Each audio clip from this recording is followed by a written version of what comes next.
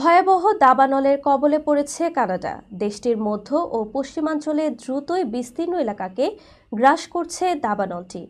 আগুন ছড়িয়ে পড়ছে উত্তর ও পূর্বাঞ্চলেও। এই অবস্থায় জরুরি অবস্থা জারি করা হয়েছে ম্যানিটোবা প্রদেশে। বিভিন্ন অঞ্চলে বাসিন্দাদেরকে দ্রুত নিরাপদ স্থানে সরে যাওয়ার নির্দেশ দেওয়া হয়েছে। এছাড়া আলবার্টার কিছু এলাকা থেকে তেল ও গ্যাস উত্তোলনও বন্ধ রাখা হয়েছে। বৃহস্পতিবার এক প্রতিবেদনে এই তথ্য জানিয়েছে রয়টার্স। ব্রিটিশ বার্তা সংস্থাটির প্রতিবেদন অনুযায়ী কানাডার মধ্য ও পশ্চিমাঞ্চলে দাবানল ছড়িয়ে পড়ায় ম্যানিটোবা প্রদেশে বুধবার জরুরি অবস্থা ঘোষণা করা হয়েছে। একই সঙ্গে উত্তর ও পূর্বাঞ্চলের প্রায় 17,000 মানুষকে দ্রুত নিরাপদ স্থানে সরে যাওয়ার নির্দেশ দেওয়া হয়েছে, যার মধ্যে ফ্লিন ফ্লন শহরের বাসিন্দারাও রয়েছেন। ম্যানিটোবার প্রিমিয়ার ওয়াব কিনিও এক সংবাদ সম্মেলনে জানান, প্রদেশটির সাম্প্রতিক ইতিহাসে সবচেয়ে বড় মানব বসতি সরিয়ে নেওয়ার ঘটনা এটি।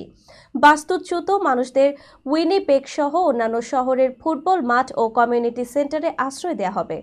পাশাপাশি প্রতিরক্ষা বাহিনীর সদস্যরাও উদ্ধার কাজে অংশ নিচ্ছেন। প্রিমিয়ার কিনিও আরও বলেন, এই বিপর্যয় মোকাবেলায় সরকারের সব স্তরের সহযোগিতা ও বিপুল পরিমাণ সম্পদের প্রয়োজন হবে।